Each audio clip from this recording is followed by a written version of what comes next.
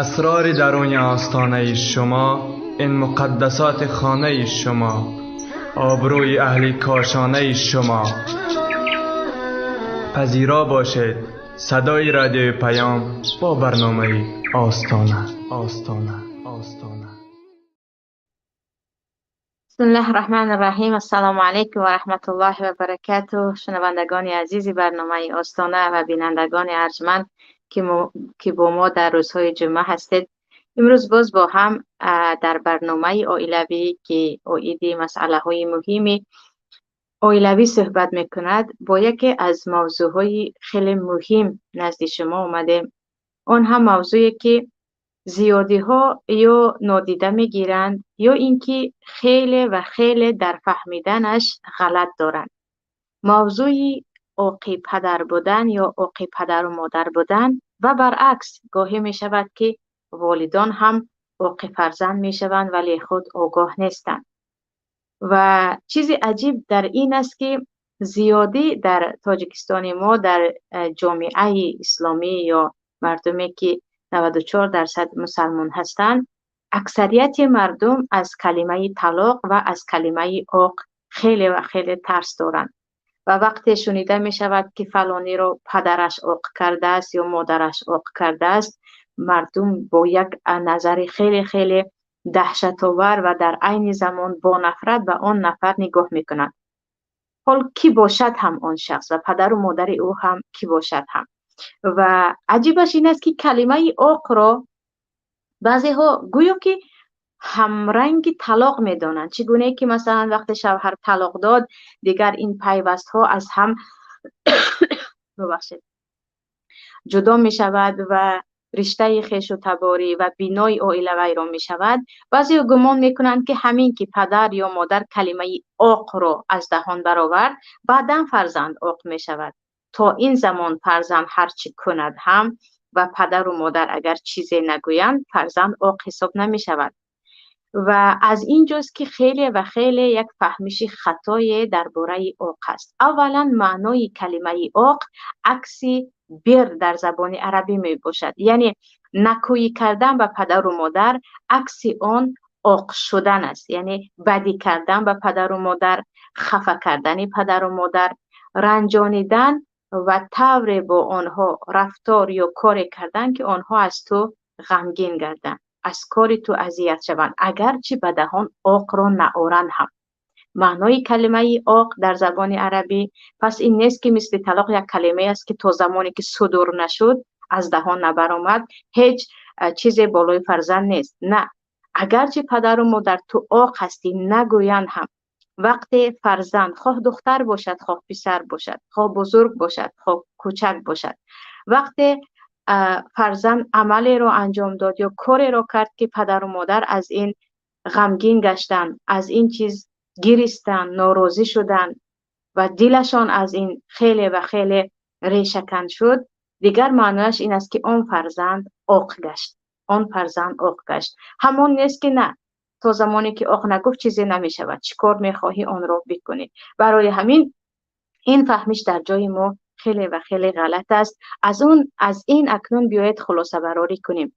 چقدر فرزندانی هستند که موجب آزار پدر و مادر خود هستند. چقدر فرزندها خواه دختر خواه پسر هستند که خواه پیش از ازدواج خواه پس از ازدواج با رفتارهای همیشگی خود، با گفتارهای خود، با بعضی از انجام دادن اعمال پدر خود را می آزارند، مادر خود را می آزارند. پدر از او می گرید، مادر گریه می کند، اما به زبان کلمه عاق را نمی گوید. برای اون که در جامعه ما در تاجیکستان چه خیلی که گفتم کلمه عاق را هم ردیف طلاق گفته برابر کردگی هستند یا هم ردیف طلاق کرده هستند که در حالتهای خیلی از حد گذشته بعدم پدر یا مادر این را میگویند، ولی شریعت به این نگاه نمی کند و نامه اعمال بندگان و عاق گفتن مادر و پدر انتظار نیست. همون وقتی که پدر رو آزار دادی یا مادر رو آزار دادی انا اینجا فرزند عاق می شود، اما آزار هم حد و حدود خود را دارد. مثلا پیش از همه درباره چقدر گناه کبیره بودن عق پدر و مادر شدن یعنی رنجانیدن پدر و مادر گوییم. وقتی عق میگویم یعنی رنجانیدن، آزار دادن پدر و مادر است. اگر ببینیم خواه در صحیح بخاری باشد، خواه مسلم باشد، خواه دیگر کتاب های سنن باشد، چقدر حدیث ها رو پیدا میکنید. حتی پیامبر صلی الله علیه و سلم میگویند الا انبئکم باکبر الکبائر، آیا من شما رو خبر بدهم از بزرگترین کبیره ها؟ وقتی صحابه ها میگویند آره، اولا میگن الشرک بالله، شرک آوردن به پروردگار، دومش حقوق الوالدین، این رنجانیدن پدر و مادر، عق پدر و مادر شدن یعنی آزار دادن پدر و مادر. بعد از میگویند الا و قول زور، و این چنین بهتان و تهمت زدن به دیگران. و در حدیث دیگر هم آمده است که پیامبر میگویند شما بدانید که دو گناه هست که آن دو گناه در دنیا هم صاحبش جزایش را میبیند و در آخرت هم جزایش مهیا است. این دو گناه یک زنا هست، بغی هست، بیراهگردی هست، دویومش باشد قطع صله رحم است که البته عق به آن داخل می شود، یا اینکه رنجانیدن پدر و مادر به آن داخل می شود. پیامبر میگویند صلی الله علیه و سلم این دو طایفه در دنیا هم جزای خود را میبینند، در آخرت هم برایشان جزا مهیا می باشد. و اکنون اینجا خیلی که گفتم باید بدانیم که چی کارها پدر و مادر ما رو می آزارند. البته هر یک پدر و مادر خصلت خود را دارند. چیزهایی هست که بعضی پدر و مادر از آن نمی رنجند، بعضی پدر و مادر آن را تحمل کرده نمی توانند. برای همین پیش از همه فرزند پس از بزرگ شدن الکی باید خاراکتر پدر و مادر خود را بیاموزد، بداند که از چه چیز آنها می رنجند، از چه چیز نه. برای اون که بعضی چیزها را ما گمان میکنیم که چیزی نیست اما خیلی زیادی ها از آن می رنجند. و مسئله دیگر این است که وقتی گفتیم رنجانیدن پدر و مادر یعنی عاق بودن هست، معنایش این نیست که هر چیزی که آن بر ضرر ما باشد یا خلاف شریعت باشد، اگر پدر و مادر را رنجانید ما باید از آن دست بکشیم. برای آنکه متاسفانه انسان‌هایی هستند که آنها زمانی از شما راضی میشوند که شما موافق حال و طبع آنها زندگی کنید.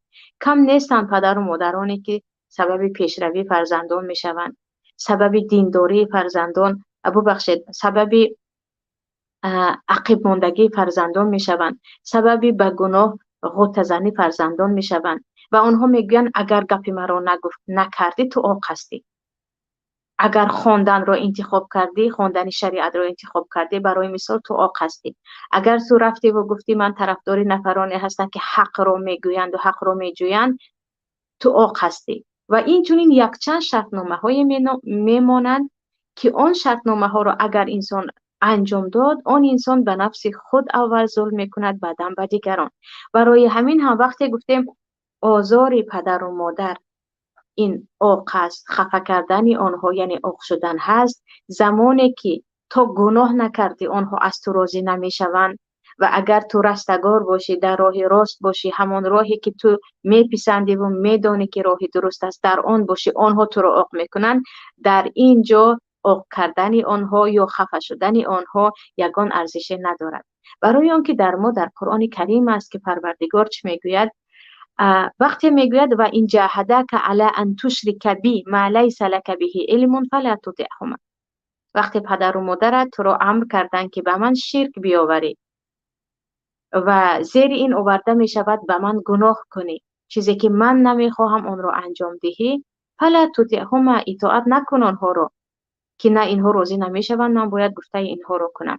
اما دوامش میگوید و صاحب هما فی الدنیا معروفا، اگرچه آنها را اطاعت نکردی، اگرچه گفته آنها بر زیان تو بود و تو سرکشی کردی، اما فراموش نکن که در دنیا باید با آنها مناسبت خوب داشته باشی. شما مرا به گناه دعوت میکنید یا شما مرا به چیزهایی که بر علیه من، بر ضرر من هست و آن دعوت میکنید گویان، آنها را تنها نگذار، یعنی با آنها بدرفتاری و یا اینکه قطع رابطه نکن، نه، و صاحب هم فی دنیا معروف، و با آنها در دنیا مناسبت خوب داشته باش، اگرچه انسان‌های باشند که حتی تو را به شرک و گناه کبیره دیگر دعوت میکنند.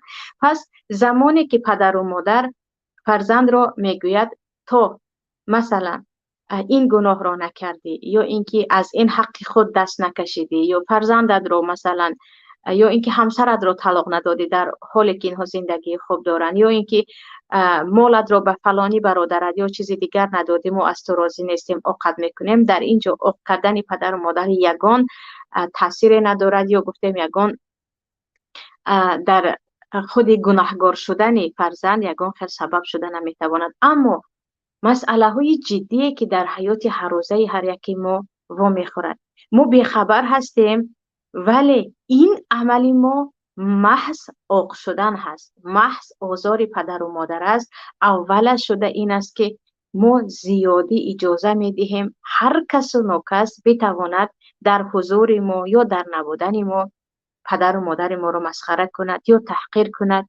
یا خیلی خیلی متاسفم انسان های هم هستند که با نام انسانند اما دیگر در وجود آنها روحی حیوانی هست شاید، که میبینید که همراه یک نفر نشسته یا پدر و مادر خود رو غیبت میکنن یا مسخره میکنن یا تحقیر میکنن. این بر علا عاق هست. آیا پدرت این را شنوید، مادرت این را شنوید و تو احسن میگوید؟ چقدر برای او زهر است وقتی که بشنود که فرزندش نشست و همراهی عروسش یا دخترش نشست و همراهی شوهرش یا اینکه یک همسنیفش یا یک دوگانه‌اش یا یک نفر دیگر یا خاله‌اش، عمویش، عمکش مادر خود را یا پدر خود را غیبت کرد یا آنها را مسخره کرد یا تحقیر کرد یا چیزی دیگر کرد. این بر علا آزار دادن پدر و مادر است. و حتی مردهایی هستند که اجازه میدهند در حضورشان همسر آنها چی خواهد مادر آنها را بگوید، حتی با مسخره همراهی فرزندهایش صحبت کند که تو هم مثل مامان بزرگ یا مادر بزرگت هستی که این رو میکنی آن رو میکنی چیزی دیگر. زنهایی هم هستند که بر علا رو برویشان شوهرشان نشسته چقدر خواهد مادر آنها را یا پدر آنها را یا مسخره میکند یا بعضا دشنام میکند. این ملعون بودن هست. وقتی انسان در رو برویش یک نفر می نشیند و پدر او را یا مادر او را یا تحقیر میکند یا دشنام میکند یا مسخره میکند، این نفر هیچ عکس العملی نشان نمیدهد، برعکس بعضا با او شریک میشود. انا این یکی از نمودهایی هست که در ما خیلی زیاد است، علل خصوص در عائلوی. بعضی از مشاکل ها حتما باید اینجا مرد همراه زنش صحبت کند، زن هم بگوید که نقطه سرخ من پدر و مادر من هست، برای اون که وقتی من عاق پدر و مادر شدم من در دنیا و در آخرت جزایم را میبینم. تو نگذار به خاطر تو من گناهگار شوم، به خاطر تو سبب شوم که از آنها دفاع کردن نتوانم. برعکس مرد هم باید در اولین روزها بگوید که همان گونه که پدر و مادر خود را رد کردن میتوانی، با همه عیب و نقصانش قبول کردی، باید پدر و مادر من را هم همین گونه قبول کنی و رد نکنی، تا اینکه من به ناگهان عاق پدر و مادر نشوم. چیزی دیگر این است که در ما بعضی ها فقط به یادشان فرزند بودنشان بعد از وفات پدر و مادر میرسد. یکی پدر از دنیا رفت یا مادر از دنیا رفت، چقدر معرکه ها میکنن، چندین بار به سر قبر او زیارت میروند، چند روز در خانه که الکی پدر نیست در آنجا مادر نیست رفته گریه کنن خوب میکنن، باز چقدر کار میکنند و میپرسند که چی کار کنیم که به پدر و مادر ما خیر رسد. اما در زنده بودش، در وقتی زنده بود تو کجا بودی؟ چرا وقتی که پدر و مادر زنده هست وقت جدا نمیکردی روی یک روز دو روز سه روز همراهش باشی در خانهش؟ که زیاد پدر و مادرانی که به 70 و 80 رسیدن در خاطرشان نیست فرزندی 50 سالهشان یا 40 سالهشان یا دختره که 35 سالهشان آمده یک روز دو روز همراهشان باشد. همه از پی زندگی خودش هست. چرا برای آنها رو خرسند کردن؟ چگونه که الان از پی معرکه هستی و خودنمایی هستی و اینجا به اینجا داد میزنی که مادر یا پدر رو از دست دادم، در وقتی زنده بودنشان نمیگفتی که برایتون چیکار کنم، چگونه میتوانم شما رو خوشحال سازم. و خوشحال سازی پدر و مادر و اینکه آنها بالای فرزندان حق دارند بعد از بزرگ شدن علل خصوص به کار مشغول شدن از خاطر زیادی ها می رود، در حالی که شاید روزها سالها پدر در خانه انتظار باشد که شاید امروز هدیه از فرزند می آید یا فردا شاید امروز به یادش می رسیم، یا مادر هم شاید چگونه ای که همراهی زن و فرزندش در خرسندی هست شاید امروز از پی خرسندی من هم می شود یا نه. این گونه با انتظاری زیادی هستند که حیاتشان دیگر می رود. علل خصوص فرزندهای کلانی که در اکثریت جایهای تاجیکستانی ما کلی مسئولیت رو به فرزند خردی می سپارند که گویا که فرزند خردی او فقط فرزند است، دیگران از پی زندگی خود هستند.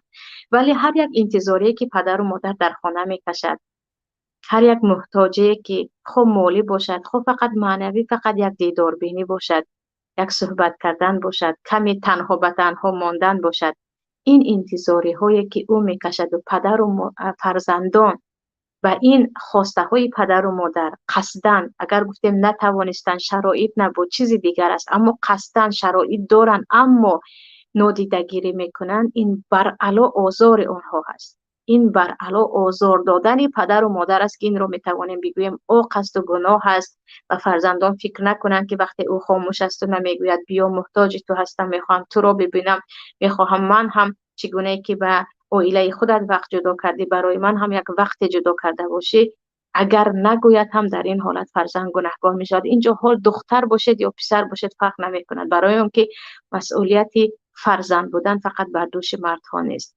چیزی دیگر از مسئله های خیلی و خیلی یا گفتیم از مشکلی هایی که خیلی و خیلی در بعضی عائله ها دیده می شود، بعد از بزرگ شدن و علکه جسمی فرزند قوی شدن یا دختر قدش از مادرش درازتر شدن و پسر دیگر کتفایش یا بازوانش از پدرش قوی تر شدن، دیگر اینها به یگان خجالتی می توانند داد بزنند، به یگان خجالتی می توانند به پدر و مادر خود داد بزنند، به یگان خجالتی بگویند کاری که تو کرده ساده ای، یا به پدر و مادر خود مثلا چیزی که از من میخواهی هرگز انتظار نباش، من دیگر مثل پیشتر کودک نیستم، من دیگر این نیستم یا چیزی دیگر.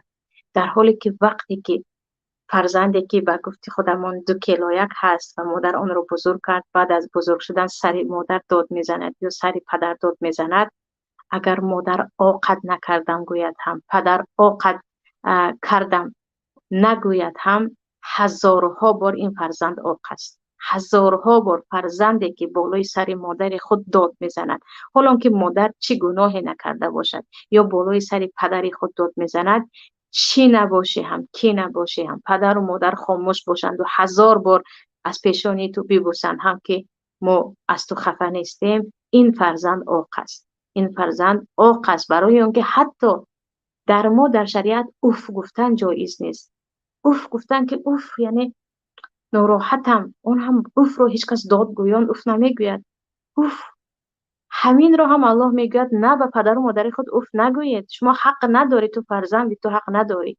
نصیحت کردنی هستی، نصیحت پدر و مادر شکل خودش رو دارد، حکمت خودش رو دارد، اما اوف هم نگو. چی کار کند هم به آنها تو حق نداری اوف بگویید.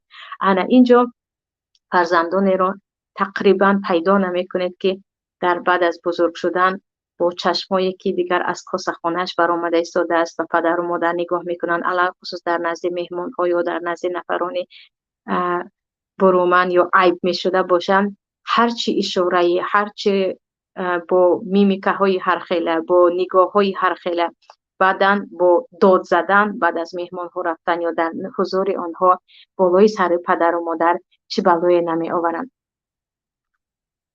و اینجا باید هر فرزند بداند که فرزند مسلمان رو پروردگارش امر میکند که حتی اوف نگو، کی هم کی نباشد.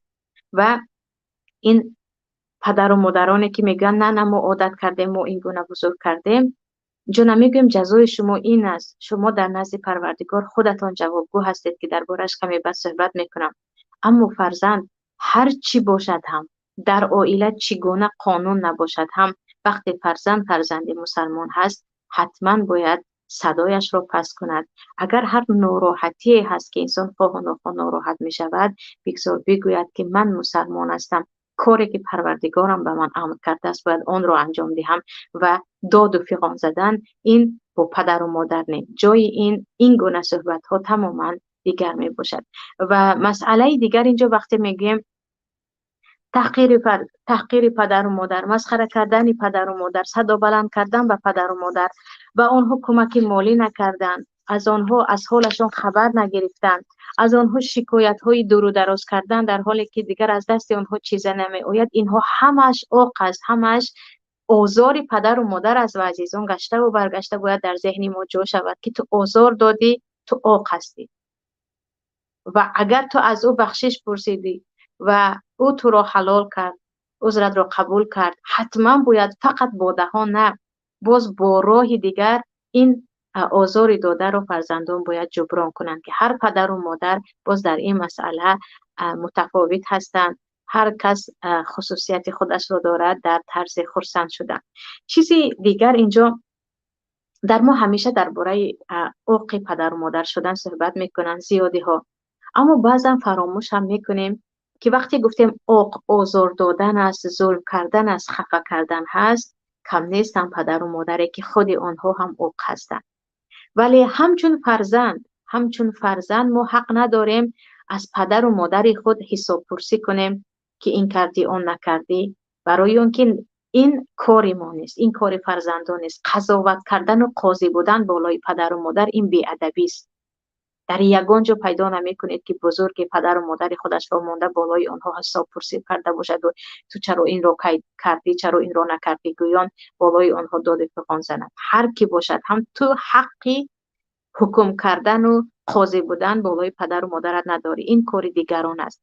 اما خود همچون فرزند، همچون مادر یا همچون پدر و مادر خودمان هم باید فکر کنیم که همان گونه‌ای که ما از فرزند خود آزرده می شویم، فرزند هم از ما آزرده می شود و وقتی که آزار دادن فرزند ناحقی هست، از روی ناحقی هست یا از روی ظلم است، الکی پدر و مادر هم گناهکار می شوند. اینجا در ما حدیثی هست که بهشت زیر قدم مادران است.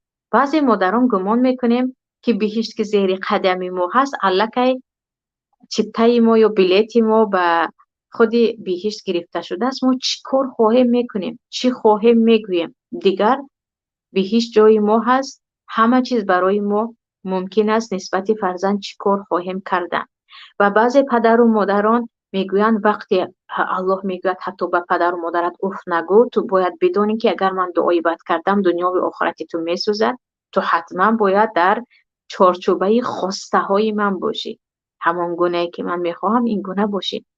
اما این برعلا عاق شدن در نزد فرزندان است، برعلا ظلم کردن است.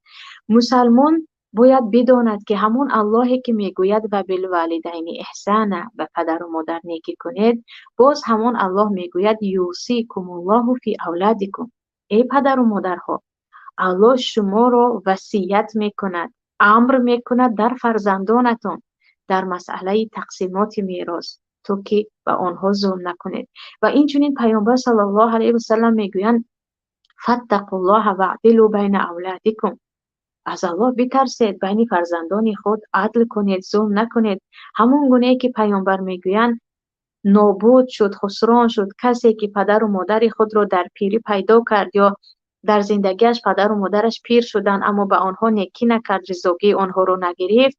باز در اینجا پیامبر میگن که پدر و مادرها شما هم باید بدونید که شما نباید به فرزند خود ظلم کنید، باید بین فرزندان عدل کنید. پس اینجا فقط نیکی از یک طرف از فرزند باید نه، باید همان گونه‌ای که فرزندان به پدر و مادر خود نباید ظلم کنند، پدر و مادر هم نباید به فرزندان خود ظلم میکنند. در اینجا قصه بود، خطا نکنم ابن حجر عسقلانی آورده بودند که میگویند در روز قیامت پیش از اینکه فرزندان را پرسیده شود که به پدر و مادرت چی کردی، اول پدر و مادر را پرسیده می شود که به فرزندانت چی کردی. برای همین در ما آثار از حضرت عمر از بار مرد می آید و خیلی از فرزند خود شکایت می کند و می گوید این آق هست، یعنی مرا خیلی آزار می دهد این فرزند. بعد از این حضرت عمر به این فرزند حق پدر و مادر را یک به یک تعلیم می دهند که تو نباید اوف کنید، اوف بگویی، تو نباید او را آزار بدهی، تو باید این کنی و آن کنی. بعد از این فرزند میگوید امیرالمومنین عمر خطاب، این همه حق پدرم بود، من هم آیا یگان حق دارم یا حق ندارم؟ حضرت عمر میگن آری حق داری، اولین حق تو این است که برای تو باید مادری خوب انتخاب کند بود. یعنی پیش از ازدواج کردن حق فرزند این است که شوهر برای فرزندان آینده خود مادری خوب، مادری که لایق مادری هست انتخاب کند و زن هم پیش از شوهر کردن بداند که به فرزندان آینده خود او پدری را باید انتخاب کند که اون پدر پدری کرده میتواند. و حضرت عمر میگویند از حق تو اولا این است که باید به تو مادری خوب انتخاب میکرد، دوم برای تو نام خوب میگذاشت، سوم این است که به تو تعلیم میداد، و تو تعلیم میداد و تعلیم قرآن میداد آمدگی هست. تو باید از حلال و حرام با خبر باشی. این فرزند میگه آخرین پدری من یگان توی این را نکرد. اول این است که مادری من یک جاریه هست، کنیزی هست که این خریده بود و من یک مادری که باسواد باشد، مادری که مادری کرده تواند برای من این انتخاب نکرده است. دوم این است که نامی که به من گذاشته است یک نام مسخره هست. سیوم جعل بود به فکرم. سیومش این است که این به من هیچ چیز تعلیم نداده است. این هرگز به من چیزی را تعلیم نداده است. کاملا مرا بیسواد بزرگ کرده است. بعد حضرت عمر میگن آخر تو شخصی که پدر هستی پیش از اینکه این رو عاق کنی خودت عاق این هستی، خودت عاق فرزندان هستی. پس اینجا حتما این نکته هم در ذهن پدر و مادر باشد که فقط حق فرزند نیست که بر شما ظلم نکند. این شما هم حتما باید حق خود رو بدانید. ما هم باید بدانیم که وقت پدر و مادر به فرزند ظلم میکنند این هم عاق فرزندان شدن هست. و یکی از نمودهای خیلی خیلی بارز عاق فرزندان شدن این جدایی کردن یا جدا کردن بین فرزندان می باشد. یکی رو زیادتر دوست داشتن، به یکی زیادتر مهربانی کردن، علل خصوص آنهایی که همیشه عاشق پسر هستند و مثل جاهلیت از دختر ننگشان می آید و پسرچه هرچی خواهد مهیا کردن، از میراث شروع کرده تا حق تدریس و تا مهربانی و تا حق پوشیدن و خوردن و نوشیدن، اما به دخترک باشد نه میراث دارد و نه حق خواندن دارد و از همان که 5 ساله شد تو باید شوهر کنی، به در دیگرها روی، این رو یادگیر آن رو یادگیر، تو باید خدمتگاری رو یادگیری، برادرت نباید هیچ کار کند، تو باید تمام کارهای برادرت رو کنی. بین پسر و دختر فرق کردن و پسرها رو الکی از کودک بالای دخترک ها مسلط کردن که تو هر چی که خواستی بالای خواهرانت میتوانی فرمان دهی، یا اینکه بین خرد و کلان اینقدر فرق انداختن که خرد الکی میتواند چی خواهد صاحب شود و کلان که الکی کلان شد از همه چیز از مهر و محبت شروع کرده تا هدیه و چیزهای دیگر محروم است.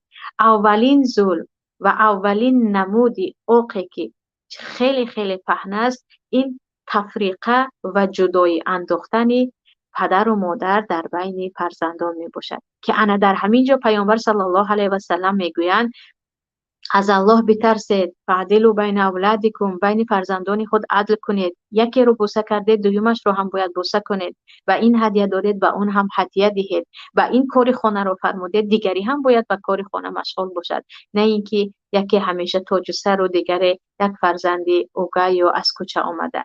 پس اینجا اساسا زیادی از فرزندانی که در بزرگی برعلا پدری خود را دوست نمی‌دارند یا مادری خود را دوست نمی‌دارند یا اینکه در جای نشستن از ظلم پدر و مادر صحبت می‌کنند، فرزندانی هستند که در عائله خود همیشه از دیگر برادر خود یا خواهر خود را پایان‌تر حس کردند و به ایشان کمتر اهمیت داده شد. انا همین کم اهمیتی که پدر و مادر به بعض فرزندان خود می‌دهند و این رو بدونیم که حتی 30 ساله باشد هم فرزند وقتی می‌بیند که پدر و مادر با برادر 16 سالش مناسبت دیگر دارند او میگوید من وقتی در همین 30 سال بودم با من این مناسبت ها نبود، الکی این سبب رشک می شود، سبب بدبینی می شود. برای همین باید پدر و مادر در این مسئله، در مسئله جدایی نانداختن بین فرزندان چه خرد و کلان باشد چه پسر و دختر باشد، در این مسئله باید خیلی خیلی جدی باشند، برای اون که خیلی که گفتیم سبب اساسی هم خود عاق شدن و هم اونها رو عاق شدن میکنیم. چیزی دیگر این است که مسئله هست که بعضی پدر و مادران چه خیلی که گفتم ببخشید گمان میکنیم ما پدر و مادر هستیم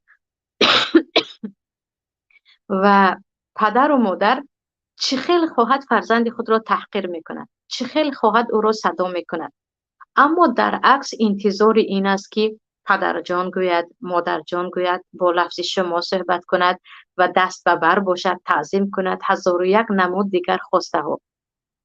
تصور کنید مادرانی هستند که بدون یگان کلمه تحقیر یا حقارت یا چیز دیگر فرزند خود را صدا زدن نمیتوانند. اقل شی نیمی نامی فرزند خود را میگویند که در عرف تاجیکستان ما این علکه به حرمتی هست و تقریبا نمیشنوید مادری که با لفظ شما همراه فرزندش صحبت کرده باشد و یا بگوید که آره در چیزی که تو گفتی راست گفتی، من خطا کردم، گفتگی تو خوب است. این گونه مادران رو کم پیدا میکنید. بعد از این انتظار هستیم که هرچی ما خواهیم باید او بکند بگوید، وگرنه ما دعای بد میکنیم و او جایش دیگر جهنم است. ولی اینجا همان طوری که در آینده انتظار محبت و احترام هستیم، در خورده به فرزند باید یاد بدهیم که طرز صحبت کردن و صدا کردن و مناسبت کردن چی هست. فرزندی که تمام عمر در خانه یا کلمه خر رو شنید، ببخشید، یا کلمه بیعقل رو یا تنبل یا چیز دیگر رو، بعد از بزرگی و چگونه میتواند مادر جان گوید، پدر جان گوید، فدای شما هستم بگوید. از کجا اینها رو یاد میگیرد وقتی در خانه در حیاتش مادر نگفته است که برای تو من فدا میشوم؟ یعنی چیز دیگر رو میکنیم، چیز دیگر رو انتظار هستیم، در حالی که فرزند همین گونه بزرگ میشود قاسی، دلسخت، در دهان او یگان کلمه محبت رو شنیده نمی شود، کلمه ای که در آن نوازش باشد، برای اینکه خودش نوازش ندید. و چیز دیگر، یعنی ببینید که تمسخر کردن و تحقیر کردن اگر در حق یک مسلمان حرام باشد، عرض میگویم آبرو حرام باشد، در حق فرزندت هم این چیز حرام است. نباید فرزند خود را تحقیر کنی، نباید مسخره کنی، علل خصوص در نزد خویش و تبار، علل خصوص در نزد خواهر و برادرانش، در نزد دوستانش، که این چیز سنگ می شود به قلب او، که تمام او در ذهنش این چیز جایگیر است که اولین کسی که مرا شرمنده کرده بود یا طعنه کرده بود یا مسخره کرده بود این مادر من بود. اینجا بعضی مادرها گمان میگن چیزی عادی است، اما این چیزی عادی نیست، برای اینکه کودک شخصیت هست، او قلب دارد، شعور دارد، حسیات دارد. او یک سنگ نیست که هرچی گفتیم او ها پدر و مادرم است چی خواهد با من میکند باشد. و چیز دیگر کاملا زیر کنترل خود گرفتن فرزندی که الکی 40 ساله و 50 ساله است. متاسفانه کم نیستن این گونه دیکتاتورها که میتوانیم بگویم مادر و پدر دیکتاتور که اینها کیها عاق فرزند شدن. اونهایی که فرزند الکی بزرگ است، شاید پدر بزرگ می شود، هنوز هم میخواهند حکم خود را بالای او گذرانند. یا اولا میگویند بعد از این با تهدید که اگر گفته مرا نکردی من تو رو عاقب میکنم، من با تو قهری میشوم، من به خانه ات نمی آیم، تو به خانه من نمی آیی، برزم این دعای بد هم میکنم، اگر مرم هم پس از مرگ من هم تو نباید در جنازه من اشتراک کنی. با این گونه یک چند نمود تهدیدها فرزند 40 ساله و 50 ساله و 30 ساله خود را تحت فشار قرار میدهند که یکی دختر خود را به ریزگی خود به شوهر میدهد، یکی به پسرش خواسته مادرش را کلین میکند، یکی کاری دیگر میکند. اما این هم بر علا ظلم است. فرزند خود را به خود همچون غلام استفاده کردن است، شخصیت او را نابود کردن است. و اینکه تو مال منی، عقل تو، روش تو، خواسته های تو هم باید همان گونه ای که عقل و روش و خواسته من هست این گونه باشد، که آزار فرزند است، ظلم بر فرزند است. و این گونه فرزندها حتی آرزوی مرگ پدر و مادر را میکنند. یعنی من به گوش خود شنیده هستم فرزندانی که میگویند مادرم مرد، پس از او من توانستم زندگی مستقلانم را درست پیش برم. پس از مرگ پدر ما توانستیم همه از پی کار خود شویم، تا زمانی که او در حیات بود نمیگذاشت ما از پی پیشروی شویم. این گونه فرزندها زیاد هستند. یعنی از صحبت آنها گویا که شما میشنوید که او خرسند است که زودتر پدر خود را داد و یا مادر خود را داد. پس اینجا پدر و مادر نباید این گونه اخلاق داشته باشیم، نباید این گونه روش تفکیر داشته باشیم که فرزندان ما آرزوی مرگ ما را کنند. چه بدبختی است وقتی فرزند میخواهد که زودتر از پدر و مادر خود خلاص شود تا از پی پیشروی های خود باشد، از پی زندگی خود باشد. وقتی فرزند در راه خطا هست مسئله دیگر است، اما خطاگی فرزندی که الکی بزرگ شد، اصلاح آن خطاگی با تهدید نمی شود. اصلاح آن خطاگی با مشورت و با مصلحت و یا یگان نفری حکیم، یگان نفر دیگر رو به میان آوردن می شود، نه اینکه او رو تهدید کنی چیزی دیگر. و نمودی از نمودهایی که خود فرزند کیها الکی پدر و مادر خود را عاق کرده است، این به تربیه و به تعلیم گذاشتن فرزندان. و در حالتی که فرزند باید تعلیم گیرد، باید تربیه گیرد، الان وقتی بزرگ شدن او هست، رشد شدن او هست، او نو نهال است، نو گل میکند و میشکفد و میوه میدهد، پس از مدتی او را به حال خود گذاشتن است. فرزند وقتی در خورده از حق پدر و مادر چیزی را نآموخت، چگونه از او انتظار می شود که او وقتی بزرگ شد و شما یک فرزند خوبی می شود؟ وقتی فرزند نمی داند که عاقی پدر و مادر بودن یا اینکه آزار دادن پدر و مادر گناه کبیر است که انسان در دنیا جزایش را می بیند، در این باره حدیث آمده است نمی داند، حدیث چی است اصلا نمی داند، از کجا و وقتی بزرگ می شود و پدر و مادر خود نکوکار می شود. پس اینجا برای همین حضرت عمر میگویند حق پدریت این است که فرزندت رو تعلیم بدهی. و پیامبر صلی الله علیه و سلم هم میگویند شما مسئول هستید، شما مسئول تربیه فرزند هستید ای مادرها. اساسا معنای تربیه چی است؟ معنای تربیه فقط شکم کودک رو سیر کردن و به او لباس گرم پوشانیدن نیست. معنای تربیه اخلاق او رو، شخصیت او رو، روش فکر او رو و اینچنین تماما در مسائل زندگی رو با چشم دیگر نگاه کردن رو یاد دادن مادر می باشد. یعنی آفریدن یک شخصیت، آفریدن اخلاق خوب در وجود فرزند، اینها همش تربیه هستند. ولی در ما زیادی ما وقتی میگیم تربیه معنایش این است که خوراک خوبش میدهی، لباس خوبش میپوشانی، با همین دیگر تو وظیفه مادری رو یا پدری رو تمام کرده. و اینجا حضرت عمر گفتن از اینکه تو تعلیمش ندادی تو کیها خودت پدر عاق هستی.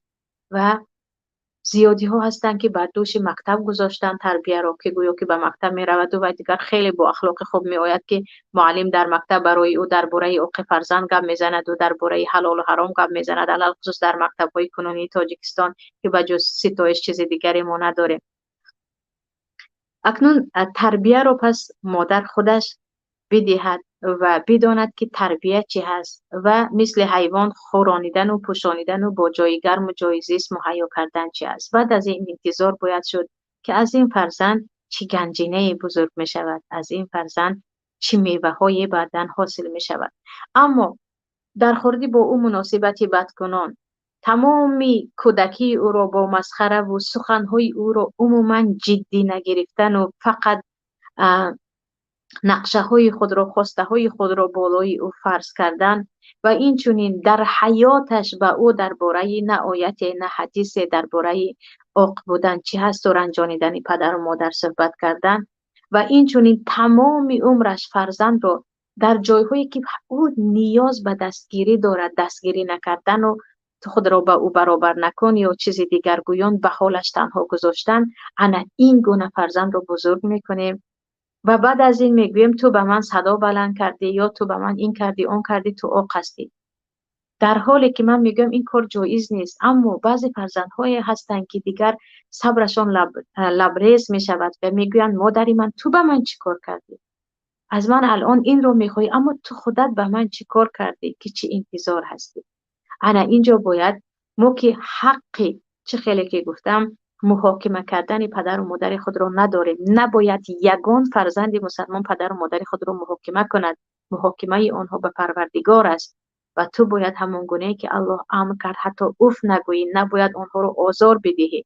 اگر به گناه دعوتت کردن نکن اما آزارشان نده. اما خودی ما پدر و مادر باید خودمون رو محاکمه کنیم. ما زیاد فرزندان رو محاکمه میکنیم. من که شخصا خودم مادر هستم، باید خود را محاکمه کنیم که ما چی کار کرده ایستادیم که چی انتظار هستیم. برای او چی کار کردیم که فردا از او چی انتظار هستیم؟